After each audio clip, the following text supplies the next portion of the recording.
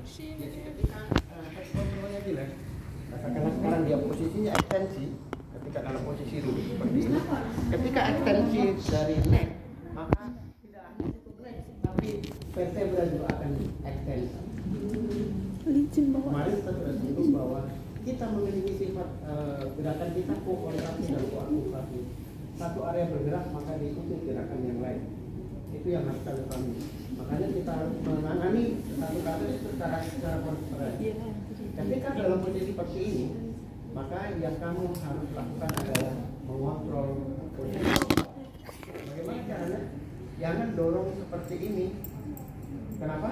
Karena yang ketika dalam posisi ini, maka kelihatan dorong-dorongnya. Kalau kalian dorong, maka ekstensor akan semakin kuat. Sementara itu yang harus kita rilis. Oke? Bisa dipahami?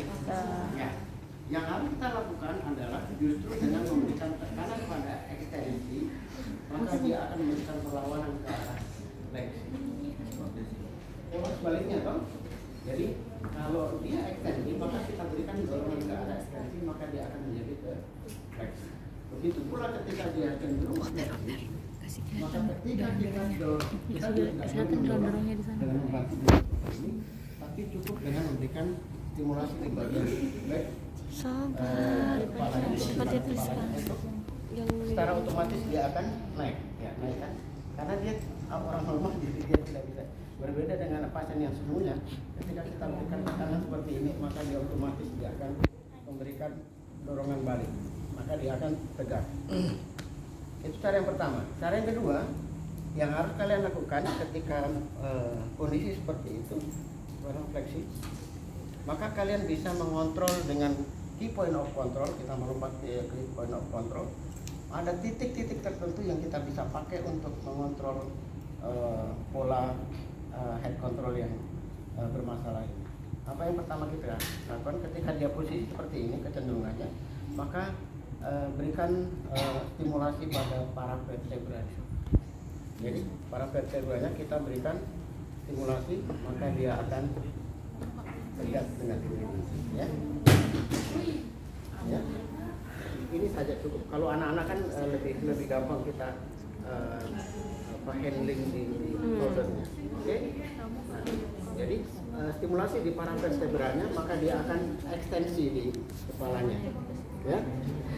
Oke, sekarang kalau dia tipenya ekstensi, maka tekan di bawah klavikulanya. Ketika kita tekan di bawah klavikula, maka dia akan fleksi. Oke, jadi itu cara-cara key point of control yang kita bisa pakai untuk menghandle kondisi-kondisi pada gangguan pada head control. Ya, seperti itu, ya. Oke, jadi ketika posisi seperti ini, kita tekan pada bawah klavikula. Ya, kita tekan dengan jari kita, maka dia akan fleksi. Oke. Ketika dia fleksi, ketika kemudian kita berikan stimulasi pada para vertebra, maka dia akan menjadi ekstensi. Itu otomatis seperti itu. Karena dia tidak dalam posisi yang spastik, jadi tidak bisa kita dan dia cenderung untuk tidak melakukan itu. Jadi berbeda ketika kalian dengan melihat dengan kasus yang sebenarnya, ya. Oke. Kemudian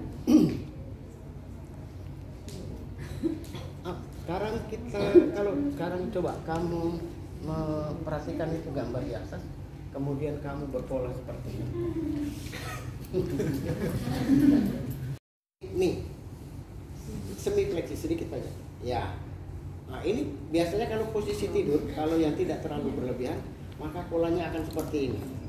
Nah, bagaimana handling kita, cara kita untuk menangani? Nah, ketika seperti ini kan polanya abnormal, maka kita harus membuat pola ke pola normal dengan menginhibisi pola yang ini. Apa yang harus kita lakukan adalah dengan ya, ketika posisi seperti ini, maka kontrol kepala dulu harus kita perhatikan dia dalam posisi yang midline. Kemudian kita mengontrol lengannya, karena ini harus satu-satu, tidak bisa secara bersamaan. Yang harus kita lakukan adalah dengan memberikan gerakan abduksi pada shoulder. Oke. Kemudian supinasi. pronasi, baru kemudian supinasi. Nah, ini tidak akan menimbulkan, karena kalian lihat, coba kamu lakukan ya keras gitu. Yang bekerja apa itu? Bicep. Ya. Kalau bicep bekerja, kemudian kamu tarik seperti ini, maka akan memberikan perlawanan karena dia spastik, maka spastiknya akan semakin meningkat. Maka ketika saya terus kalau saya abduksikan, maka bicep tidak bekerja. Maka kita bisa mengontrol gerakan bicep itu. Kemudian kita lakukan pronasi. Ketika pronasi, bicep juga tidak bekerja. Ya, kemudian baru luruskan dan supinasi. Itu yang harus kita lakukan. Oke, bisa dipahami itu? Oke, jadi abduksi dulu, abduksi shoulder, kemudian pronasi, kemudian baru supinasi. Oke. Meskipun ada teori yang lain yang mengatakan dengan fatigue stretching terus menerus, maka otot akan mengalami kelelahan dan kemudian dia akan menjadi lebih rileks. Itu juga ada teori yang demikian. Tapi kalau berdasarkan bobot, kita mengacu ke bobot, maka tindakan yang harus kita lakukan adalah dengan pola yang seperti tadi, dengan menginhibisi, ya, menginhibisi. Bagaimana dengan kakinya yang semi fleksi? Ya.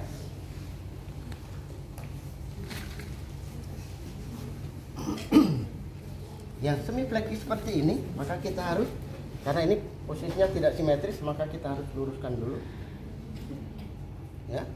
Kemudian ini juga tidak boleh kita langsung lakukan dengan meluruskan hamstringnya. Oke. Jadi yang harus kita lakukan adalah memberikan pola fleksi pada knee dan hip. Nah, ketika seperti ini maka cenderung pada quadricepsnya akan menjadi lebih rileks. Kemudian kita lakukan gerakan rotasi pada pelvisnya. Oke,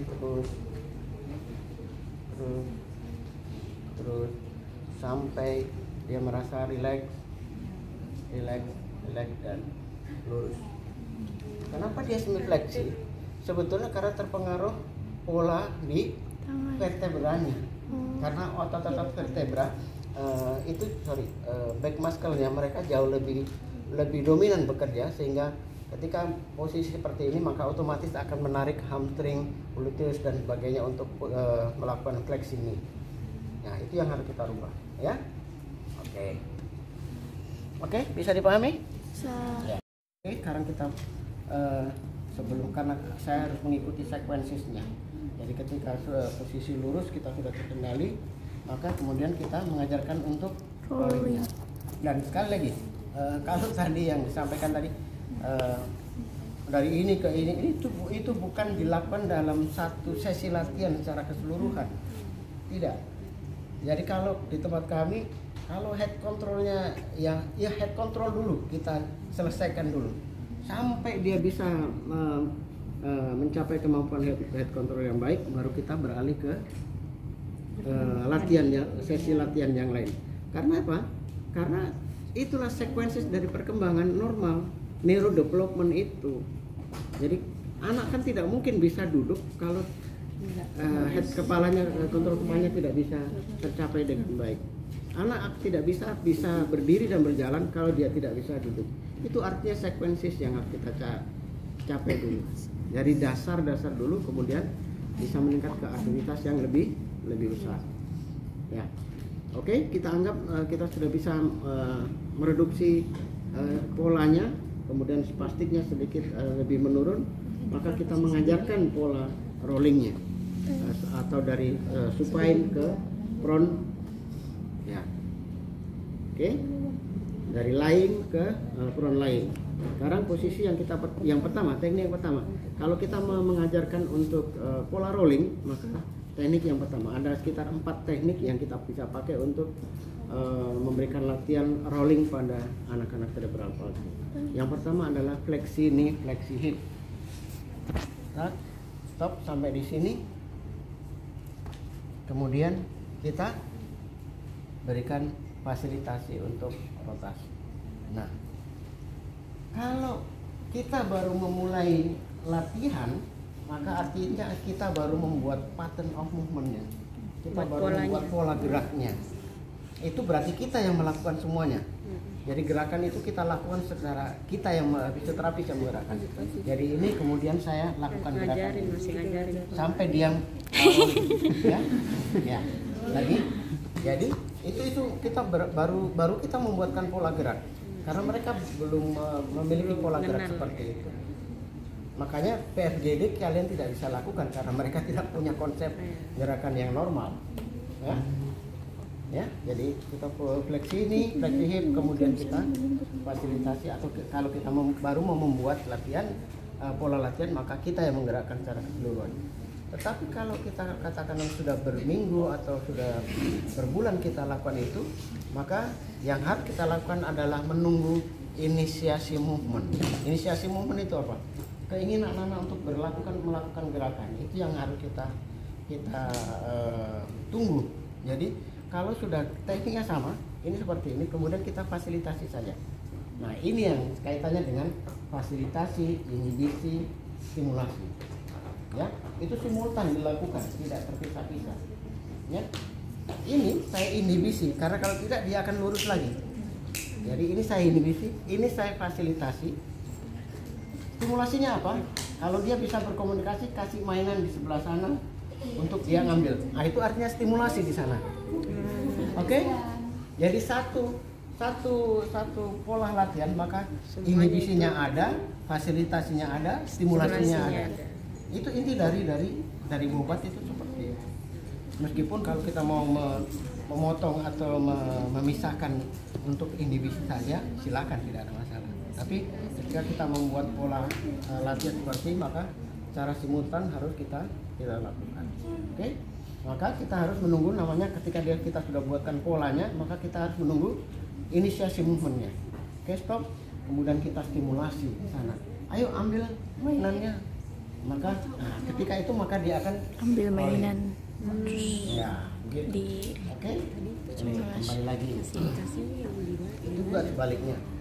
Ya. Yang kedua, teknik kedua adalah dengan posisi tungkai ekstensi, semuanya ekstensi. Maka ini karena dia besar agak susah. Kalau kecil itu agak gampang. Tapi kalau dia mengikuti stimulasi saya, maka sebetulnya dia akan ikut berotasi. Jadi pola yang kedua adalah dengan posisi tungkai ekstensi, kemudian kita rotasikan, internal rotasi. Nah, oke. Kalau dia bisa merasakan, maka dia akan mengikuti pola itu. Orang normal pun itu, sebetulnya kalau kita gerakan seperti ini, nah, maka dia akan. Oke. Dan lagi, kalau kita membuat pola gerak, maka kita yang menggerakkan seluruhnya. Kemudian kalau sudah kita anggap cukup ada reaksi buat mereka, maka kita tunggu mereka untuk melakukan reaksi itu dengan memberikan stimulasi ke arah sana tetap stimulasi.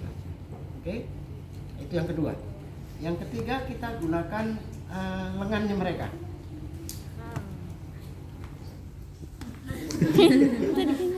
Ya, ekstensi naik lengannya ya. Jadi teknik yang ketiga kita gunakan dengan pola kita memberikan sama internal rotasi kalau kita mau ke kirinya dia. Jadi ini seperti ini. Kemudian ketika kita berikan pola rotasi seperti ini, maka otomatis dia orang normal saja dia, karena akan terstimulasi itu di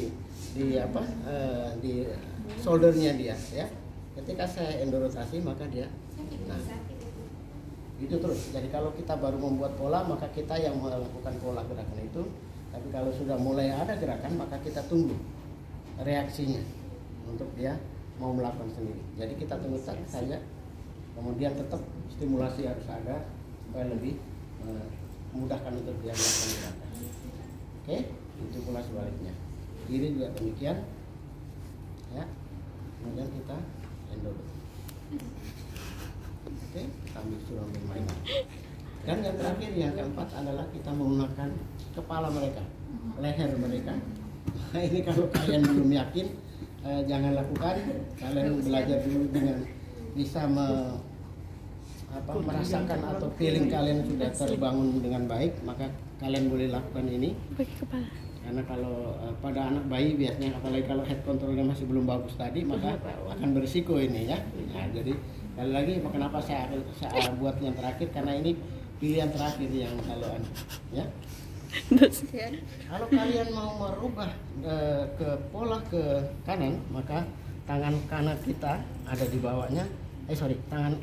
Tangan kiri kita ada di bawah mereka, kemudian kita akan merotasikan lehernya ke arah.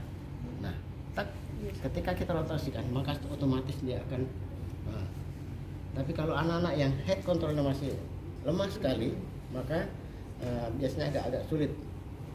Biasanya kepalanya terus yang badannya tertinggal itu, kepalanya yang terputar, kepalanya tertinggal. Jadi kalian harus hati-hati. Itu kalau yang belum, jangan lakukan. Nanti pada momen-momen tertentu kalian anggap bahwa kepalanya sudah cukup bagus, baru kalian lakukan dengan teknik yang keempat ini.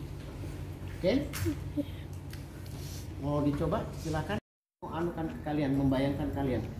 Ini kita anggap perkiraan umur 4 atau 5 tahun atau 6 tahun. Ini yang di atas ya. Oke? Secara kalender, maka dia harusnya berjalan. Sekarang saya mau bertanya, memungkinkan tidak kanan kondisi seperti ini kemudian kita mengajar jalan? Tidak. Maka kita harus kontrol kepalanya dulu, baru kemudian kita berharap dengan kontrol kepala itu maka akan mereduksi pola-pola yang kurang baik pada anggota di bagian bawah. Ya. Makanya kalau kalian pernah PPRT-nya beliau itu sangat memungkinkan pada kondisi-kondisi tertentu. Tapi kalau seperti kondisi ini, mana mungkin kita bisa lakukan langsung latihan berjalan? Tidak bisa. Jadi sangat menyesuaikan. Jadi PPRT itu sangat bagus kalau kalian bisa melihat satu kondisi itu memungkinkan untuk kita lakukan dengan tindakan PPRT, maka lakukan itu, maka hasilnya akan jauh lebih baik. Jadi kalau misalnya head controlnya sudah bagus, meskipun tidak seperti ini pola maksud saya, kondisinya masih lebih langsung latihan berjalan, silakan. Itu jauh akan lebih bagus karena fungsional yang kita mau lakukan. Oke? Ya, ada lagi? Tadi kan head controlnya itu diatur sama yang di bagian belakang sama di bawah kelas sekolahnya. Tapi kalau baring kayak gimana ngatur? Nah, ini yang harus kalian pikirkan.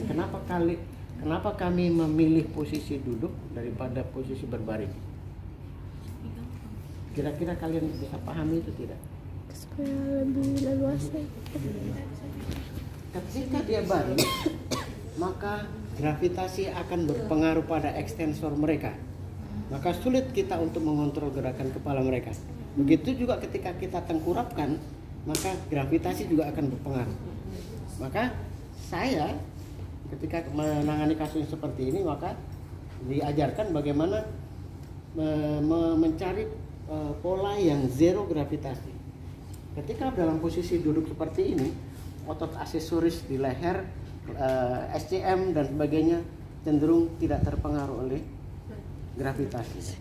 Jadi ketika ke dalam posisi yang seperti ini pada posisi tengkurap, maka gravitasi akan berpengaruh. Itu juga harus kalian perhatikan, ya.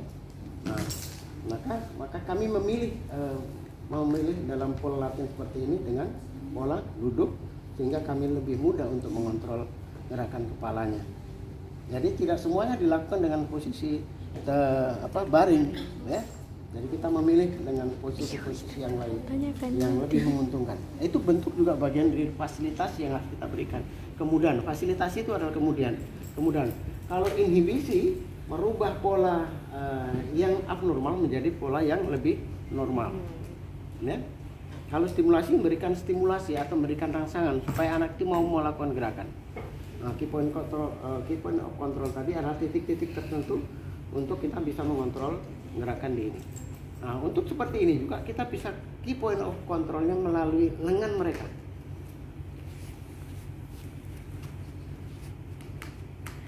Ya, kalau pada anak yang spastik, maka kita cenderung fleksibel, lurus saja sampai. Kita anggap sudah cukup bagus, tapi dia belum kuat mengangkat kepala. Maka yang harus kita lakukan adalah kemudian kita eksorotasikan. Nah, itu dia langsung reaksi. Maka reaksi yang kita mau timbulkan adalah reaksi tegak di vertebranya. Ketika reaksi tegak di vertebranya, maka diikuti dengan reaksi tegak pada kepala mereka. Ya, nah, Diputar. begitu pula sebaliknya, kalau dia tipenya ekstensi, maka saya endorotasikan, maka dia akan turun. Oke? Ya, seperti itu. Anaknya memang sulit untuk duduk gimana kayak Iya kan kita dudukkan. bisa aja maksudnya. Kita dudukkan. di Karena kita posisikan duduk itu bukan untuk duduknya, tapi untuk head controlnya. Jadi kita dudukkan memang. Oke? Nah, oke, sekarang kita lakukan ke posisi dari baring ke duduk. Oke, itu yang sudah akan lanjut. Ya. Ya. Kemudian Fleksikan nih kita hip. lakukan gerakan untuk supaya dia bisa duduk. Maka yang harus kita pegang adalah ini. Kemudian yang harus kita buatkan pola adalah rotasi. Kenapa rotasi? Supaya otot-otot di lehernya gravitasinya berkurang. Begitu lagi deh. Ya, jadi kita harus selalu karena kita baru memulai memulai latihan, maka kita harus memberikan kemudahan. Itu bagian dari fasilitasi. Jadi kita harus, karena kecenderungannya otot-otot bagian lateral itu masih cenderung lebih baik. Jadi kita manfaatkan otot-otot itu untuk melakukan gerakan itu. Ya, nah, yang pertama yang kita lakukan adalah gerakan seperti ini.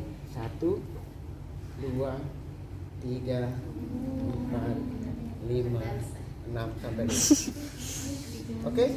Nah, yang terjadi sebetulnya ketika kita baru memulai latihan ini, maka yang terjadi adalah tetap ekstensi di necknya, ekstensi. Nah, kita sampai di situ, ekstensi full, jangan takut ya. Nah, seperti ini sebetulnya kita tidak boleh lakukan. Kenapa? Karena itu ekstensinya akan semakin kuat juga. Maka kenapa kita harus menghindari ekstensi itu bekerja dengan melakukan rotasi itu? Tujuan dari rotasi itu sendiri adalah kita membuatkan pola rotasi pada anak-anak cerebral palsy karena mereka tidak memiliki pola rotasi yang baik. Kita sambil melatih itu, kita sambil membuatkan pola rotasinya. 1, 2, rotasi di vertebra. Terus sampai pada sisi. Selanjutnya seperti biasa, kalian bisa gunakan metode untuk melatih pada posisi baring seperti ini, seperti orang stroke misalnya. Ya, kita ini. Kemudian kalau dia sudah mengerti komunikasi ya, kalian gunakan ini, kemudian kalian stimulasi, ya sama seperti kita melatih orang yang stroke. Nah, tunggu sampai begitu saja terus. Nah, ini juga tidak bisa kita langsung misalnya mereka langsung latihan sampai duduk. Tidak, semuanya bertahap. Ya, step by step. Jadi kalau misalnya baru miring, ya miring saja dulu sampai dia bisa kuasai itu. Kemudian sampai dia bisa menumpu, akhirnya terus. Oke, lagi. Kemudian sampai pada akhirnya dia bisa duduk. Ini saya inhibisi. Karena kalau kakinya saya tidak inhibisi, maka dia akan bergerak kemana-mana. Ya? Fasilitasi adalah saya berikan latihan miring tadi, rotasi itu adalah fasilitasi. Stimulasinya misalnya dia kemudian akan mengambil sesuatu. Informasi kita itu juga bagian dari stimulasi. Ayo bangun, itu stimulasi.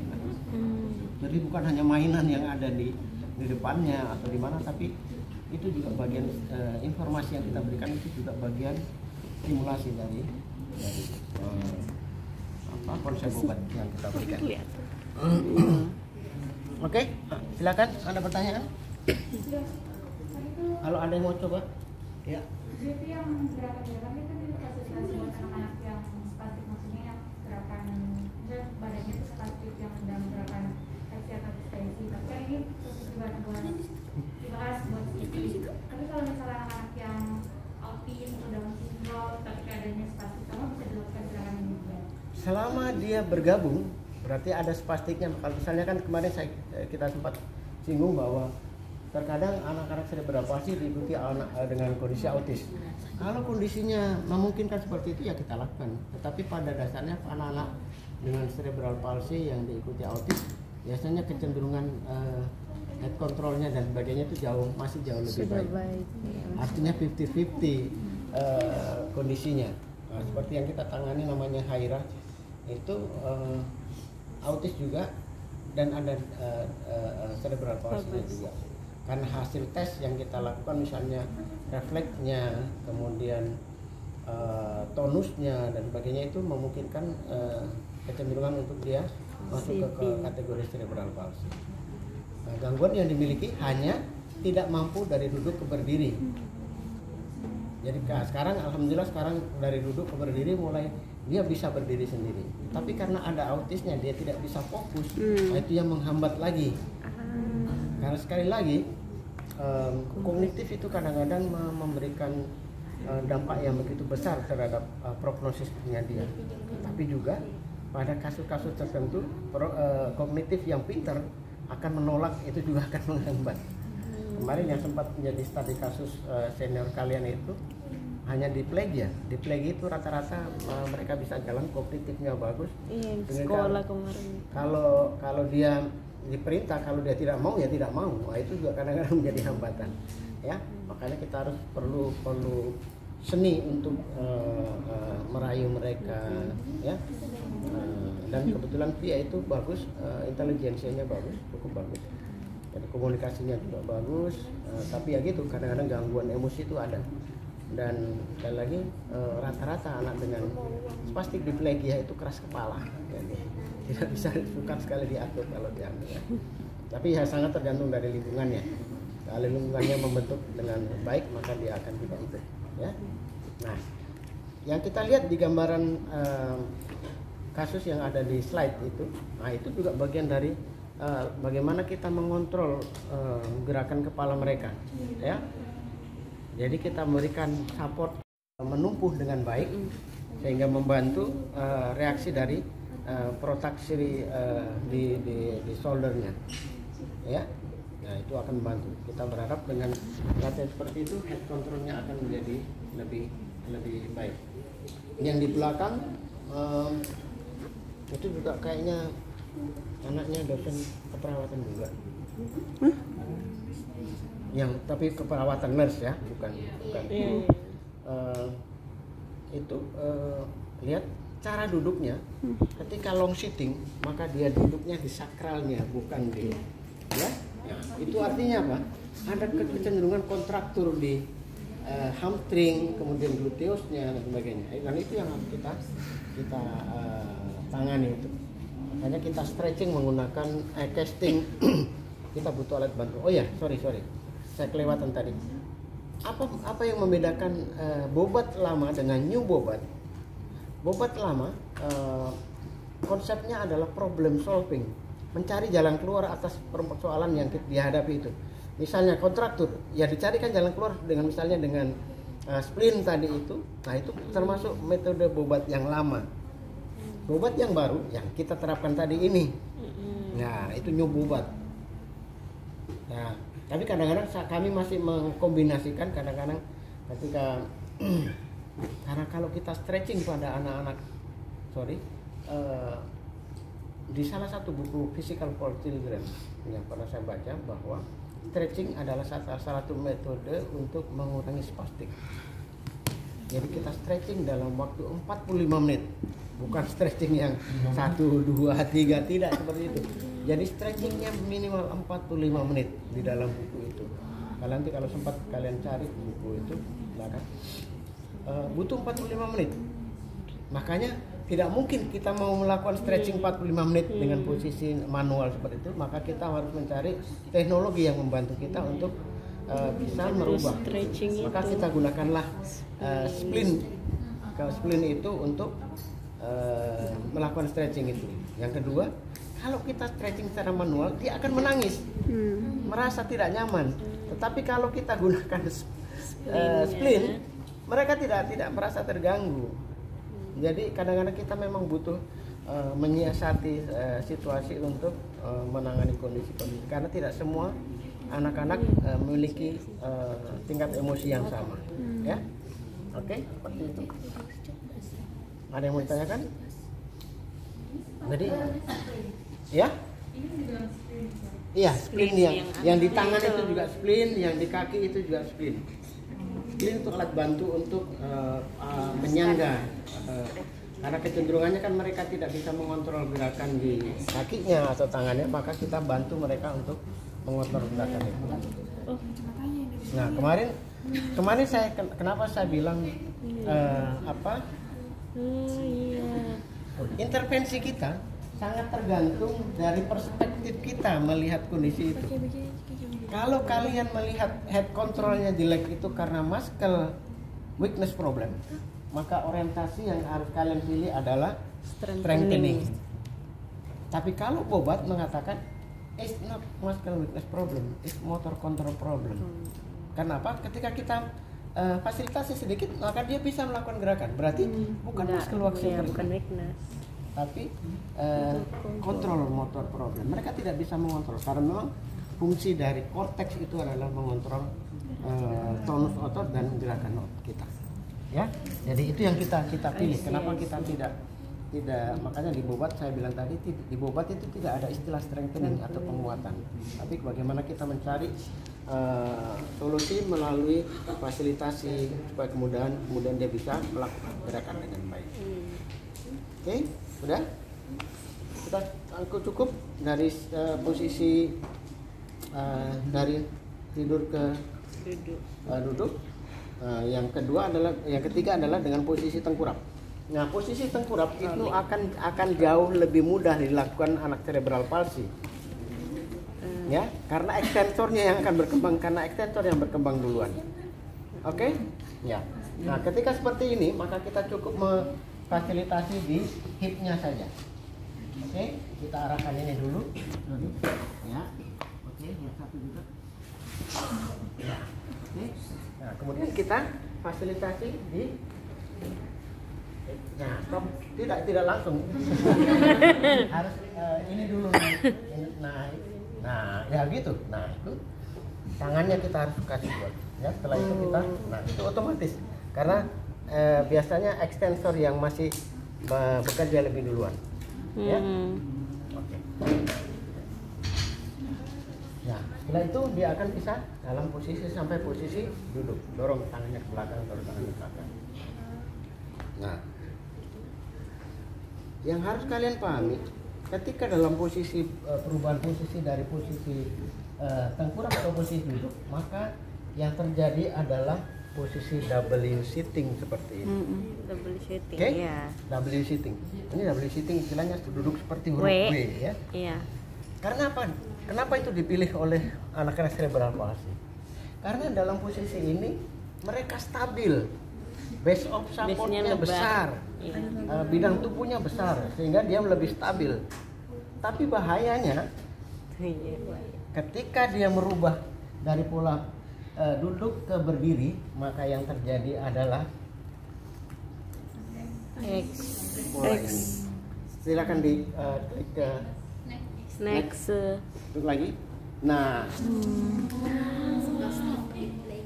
oke, itu pola itu yang akan terjadi ketika anak-anak dengan cerebral palsy itu duduk dengan Itu yang di belakang dihukum tadi katakannya. itu tidak direkomendasikan untuk menjadi bagian model terapi. Meskipun pada awalnya itu akan membantu anak untuk memberikan rasa percaya diri untuk dia bisa duduk dengan baik. Tapi kalian harus kontrol. Kira-kira harus kalian analisis kenapa dia menjadi seperti itu. Karena bentuknya tadi. Karena dia lebih stabil. Kenapa lebih stabil? Itu pertanyaan.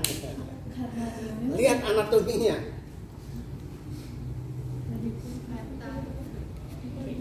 Ketika dia dalam posisi W sitting, maka ligamentum collateral medial akan lebih terulur. Maka ketika dia dalam posisi berdiri, maka dia tidak akan bisa mempertahankan posisi lurus seperti ini. Karena sudah terulur sekarang, maka dia akan tetap seperti ini. Oke? Bisa dipahami itu? Bisa. Ya. Oke. Jadi itu yang dipilih. Yang kedua, anak cerebral palsy tidak bisa duduk bersila seperti kalian yang sampai rapat di kakinya. Coba bersila. Bersila. Ya, bisa rapat. Nah, anak cerebral palsy tidak bisa lakukan ini dengan baik. Karena apa? Dia akan cenderung dengan posisi yang seperti ini. Coba kalian pikir kenapa seperti ini? Karena ligamennya lagi Kayak Pertama, dia tidak akan mau karena ketika posisi seperti ini base of supportnya kecil, maka keseimbangan menjadi akan sangat terganggu. Makanya mereka tidak pilih seperti ini. Yang kedua, ketika posisi duduk seperti ini, maka otot-otot adduktor yang bekerja yang menyebabkan posisi kan yang spastik itu kecenderungan kalau posisinya itu menyilang ke slide sebelumnya. Ya, itu menyerang kan? Scissor gait seperti itu artinya apa? Adduktornya yang bekerja lebih kuat. Makanya kenapa tadi kita harus stretching, kemudian kita buka kakinya supaya adduktornya kita bisa lebih panjangkan atau kita stretching. Itu akan terjadi pola seperti itu. Ya, artinya ketika mereka akan duduknya seperti ini karena adduktornya yang bekerja. Makanya kita harus stretching supaya dia bisa posisi lebih baik. Oke, nah ini spastik quadriplegia. Tangannya begini, ya. Tangannya masih menggenggam, berarti geraknya masih ada, refleks primitifnya masih ada, ya. Nah, oke, ada yang percaya kan? Attitude lebih kecil, kemudian ataksia yang jauh lebih besar. Kemungkinan untuk dia bisa berjalan, ya, ataksia. Oke, ada yang percaya kan? Yo, bertanya Mi. Ada. Ada laba-laba di kepala Tapis yo. Dari mana? Kasih mati. Beberapa pola jalan anak cerebral palsy itu. Nah, dia akan jalannya ya seperti ini. Nah, Waduh. ini kan harus Berarti kita nanti ubah. diperbaiki gate-nya lagi dong. Cara gait analisis maka tidak terpenuhi beberapa konsep Fase, berjalan. iya. Yang tidak terpenuhi adalah swingnya, karena quadricepsnya lemah untuk mengangkat gerakan ini.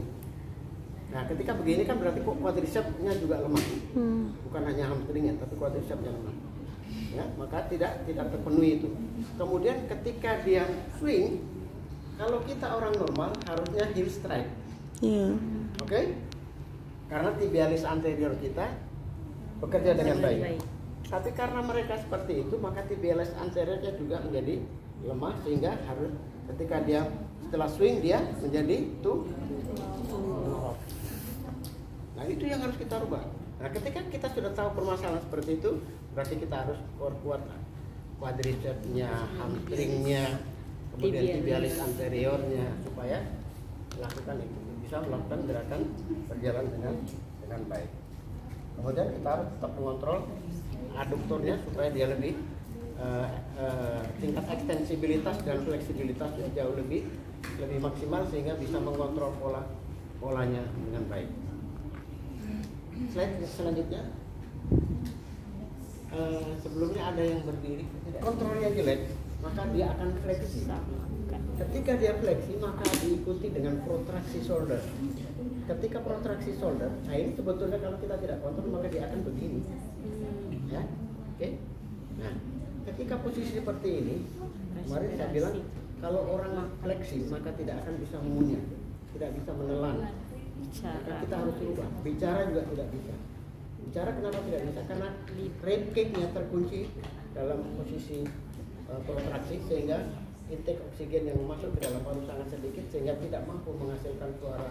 Makanya mereka biasa bicara mereka kayak terbata-bata atau terpotong-potong karena kemampuan ekspansi toraknya tidak bekerja dengan baik. Makanya kita harus merubah pola itu menjadi pola yang mendekati pola normal. Ya. Oke, semacam itu yang saya analisis dari pola-pola anak-anak yang kita lihat di sana. Ya, jadi fleksi ini tapi dia ekstensi. Jadi jalannya seperti itu. Jadi macam-macam. Nah kalau si pasien yang ini kecenderungannya dia akan seperti ini.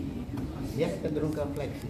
Kalau yang olive itu juga menjadi fleksi tetapi dia ekstensi di shoulder, extensor back muscle ya. Sorry. big muscle. Ya, jadi dia ekstensi tapi dia. Jadi banyak model cara berjalannya. Jadi menitip beratkan pada proses. Kenapa kayak kebalik? Pasti gini enggak sih? Tetapi ini bobat, maka sensomotorik yang pertama yang harus diperhatikan adalah sensomotorik. Bagaimana kita mengintegrasikan antara Jadi HP sudah berjalan dari kesana kemari. sensorisnya dengan motoriknya melalui dengan permainan atau dengan yang lain. Itu kaitannya dengan stimulasi yang tadi. Ya, baik. Selanjutnya ini sensorik meliputi gerakan tubuh, penglihatan, daya ingat. Jadi itu semua kita lakukan secara simultan. Dengan bermain itu tadi kita sudah membuat mengajarkan persepsi tentang bentuk, warna, angka dan sebagainya. Itu bagian dari sensomotorik. Ya, merupakan proses pertumbuhan manusia dalam mencapai proses pengaplikasian yang baik sesuai dengan apa yang diinginkan. Baik. Kognitif, cara makna, ini semua aktivitas mental yang membuat individu mampu menghubungkan nilai dan memperhatikan suatu peristiwa. Kalau kita mengajarkan misalnya pada anak cerebral palsy, kognitif yang kita inginkan adalah dia bisa mengingat apa yang kita lakukan itu, kemudian dia mau mencoba melakukan itu terus menerus sehingga perkembangan itu bisa tercapai dengan baik. Ya. Kemudian, ya. Nggak bisa. Ya, kognitif ini akan dipengaruhi oleh pengetahuan, pemahaman, aplikasi, analisa dan evaluasi. Ini kaitannya dengan kalau anak cerebral palsy yang tipe diplegia, maka dia mampu mengetahui ini semua. Tapi kalau quadriplegia, maka kadang-kadang semua ini tidak akan tercapai dengan baik. Next. Ya, persepsi ini akan sangat tergantung dari seberapa besar kemampuan sensoris yang dia miliki. Ini ada satu kasus yang tadi kaitannya dengan autis tadi.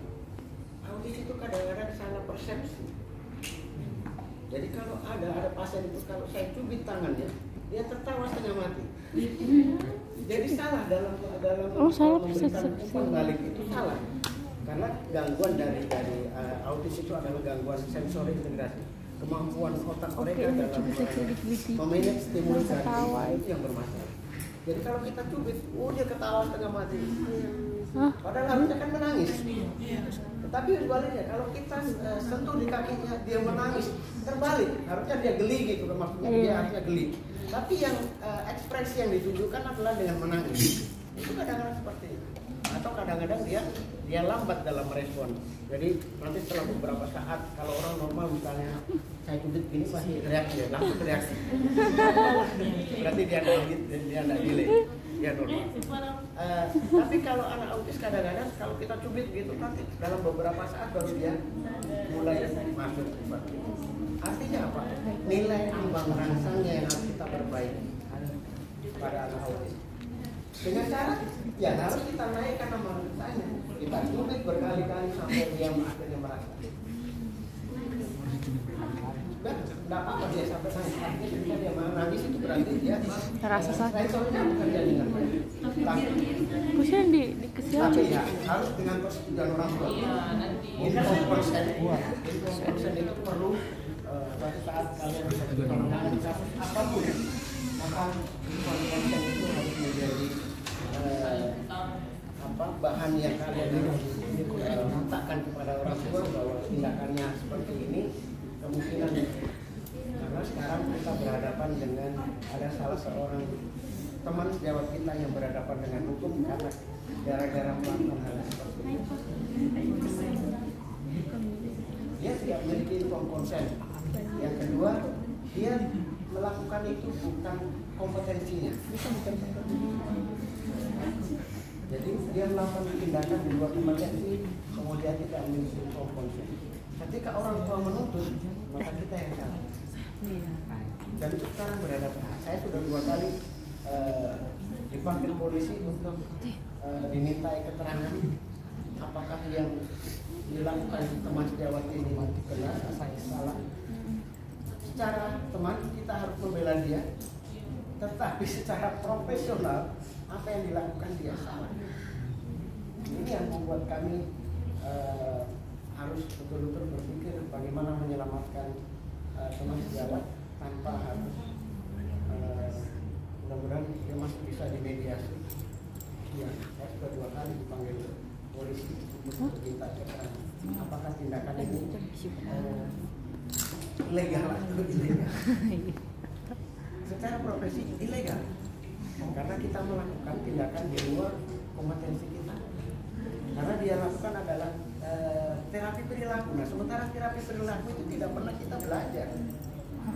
Kita tidak pernah diajarkan di kampus ini tentang terapi perilaku itu seperti apa. Kemudian tiba-tiba kalian masuk ke sana karena dituntut oleh ownernya untuk melakukan itu. Mau tidak mau kalian melakukan itu. Kalau kalian tidak siapkan itu, maka kalian biasa. Ya. Itu yang penting. Jadi semua tindakan kita harus informal. Ini juga kemarin ada salah seorang dokter yang datang ke tempat kami membawa anaknya yang autis, di mana dia tidak bisa berbicara. Kita tidak boleh menggunakan kata negatif, kalimat negatif. Belum bisa berbicara. Jadi saya bilang mohon maaf dok, bukan kompetensi saya untuk melatih berbicara. Begitu caranya kita. Aduh Pak, tidak apa-apa Pak, aduh saja ditangani sini. Mohon maaf dok, saya tidak punya kompetensi itu. Tetapi saya bilang kami punya kompetensi untuk menstimulasi oromotornya. Nah, begitu cara kita ketika kita tidak dalam kompetensi itu, cari pintu masuk yang kita bisa masuk ke arah sana. Tetapi tetap harus dengan informnya.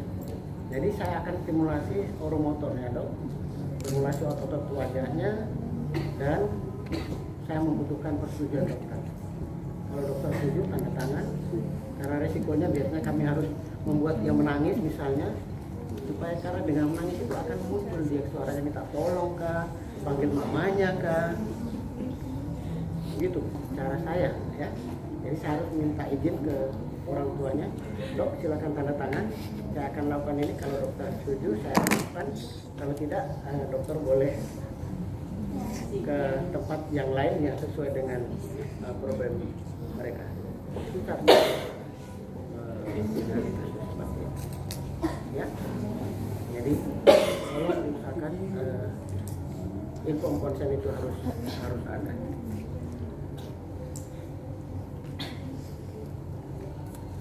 Oke, sekarang dari duduk ke berdiri. Tadi sudah dari baring ke duduk. Ya, nah kita tunggu dulu. Azan dulu.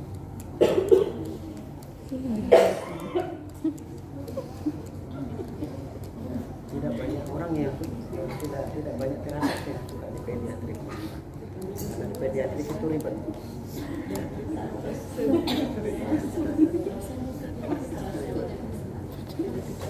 Sampai mahasiswa Poltek itu tentang itu begitu sulit itu pediatrik menurut mereka. Dari saya coba menjelaskan bahwa sebetulnya bukan sulit, tapi karena memang harus panggilan jiwa yang panggilan jiwa. Yang kedua, kita memang terpaksa harus masuk ke tempat itu.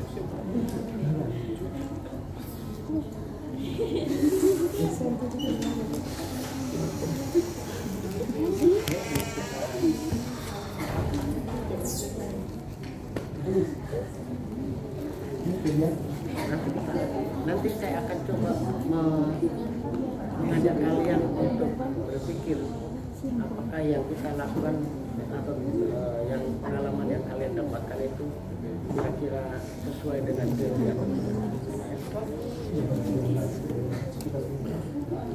Model bonekanya tidak harusnya tidak seperti itu. Yang harus betul-betul mendekati dengan posisi yang mampu bergerak. Ini kan tidak bisa adopsi, ya, ini tidak bisa adopsi juga. Bisa kok di depan. Nah, kalau yang ini kayaknya bisa juga.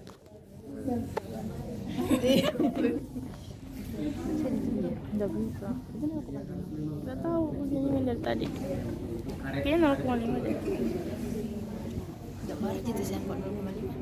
Nggak tahu. Boneka.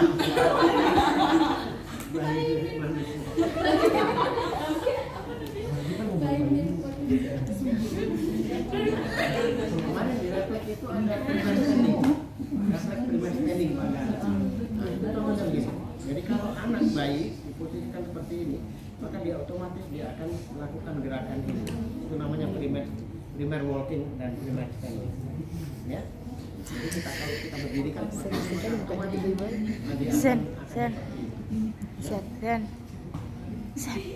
ya kan? Sudah. Nah ini kalau duduk berdiri saya tidak bisa mencontohkan karena memang ada posisi yang tidak mampu saya kalau seperti ini. Harus anak-anak. Satu saja, nanti saya akan jawab. Ya.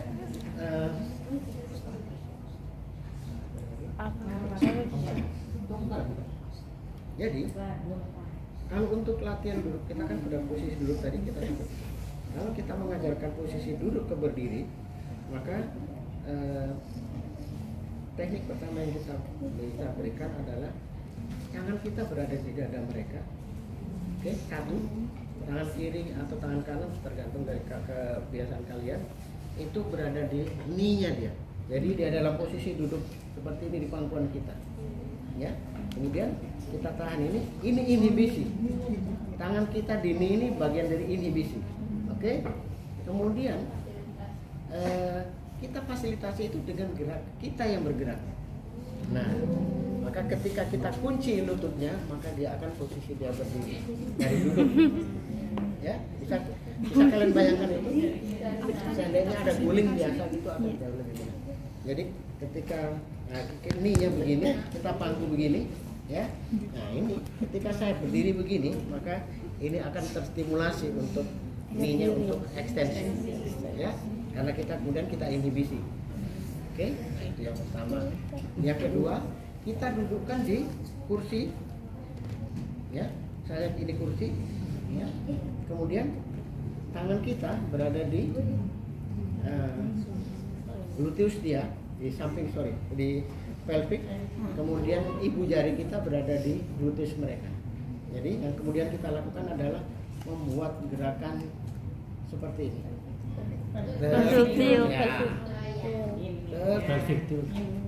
Ya, oke. Jadi itu yang kita lakukan gerakan itu. Sampai pada posisi dia posisi berdiri. Nah, ini tidak bisa. Ya, Ya. Oke. Nah, Iya.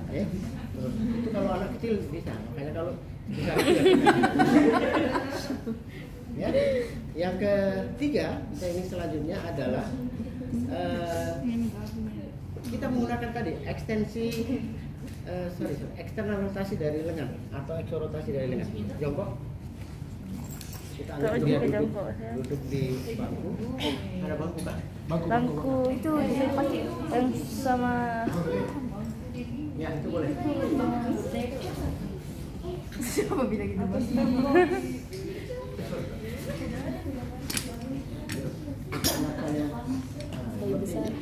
Artinya dia sudah mampu mengontrol kepalanya dengan baik, kemampuan duduknya juga dengan baik. Ada kembali. Yang kita bisa lakukan adalah dengan cara seperti itu. Tetap ini lurus, kemudian kalau kita eksorotasikan lengan dia, maka otomatis dia akan berdiri. Oke? Kalau mau kita turunkan, kita endorotasikan, dia akan turun. Eksorotasi dia akan naik, endorotasi dia akan turun. Itu secara otomatis nanti. Ya? Oke? Nah, tadi yang kaitannya dengan pola posisi perubahan posisi ya, sorry. Ketika kita katakanlah karena kebiasaan mereka dalam posisi double sitting, kita harus merubah polanya menjadi pola side sitting. Side sitting itu kita rubah ke posisi seperti ini, kemudian posisi seperti ini. Ini juga akan membantu membuat reaksi rotasi pada vertebra. Gantian ke kiri ke kanan ya, semua harus kita lakukan ini. Nah, ini akan memberikan stimulasi dan fasilitasi anak untuk posisi merangkak. Nah, akan lebih mudah. Jadi ketika kita berikan fasilitasi sedikit, maka dia akan menjadi posisi merangkak dan dia akan perbaiki.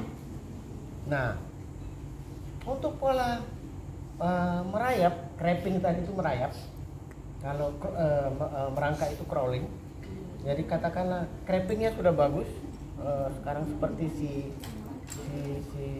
baby itu kasus global delay development, tapi sekarang baru bisa mobilitas perpindahan dari tempat ke tempat lain itu dengan merayap.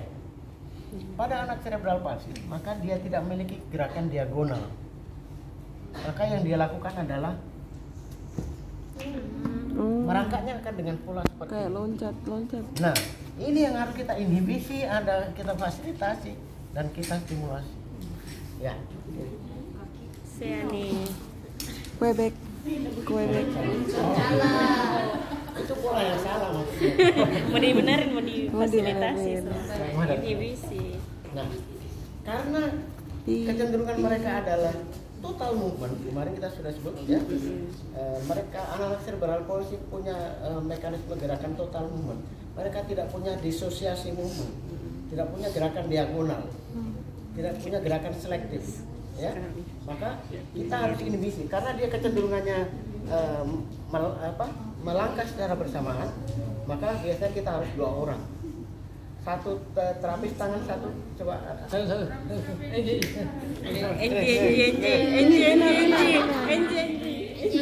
ya ada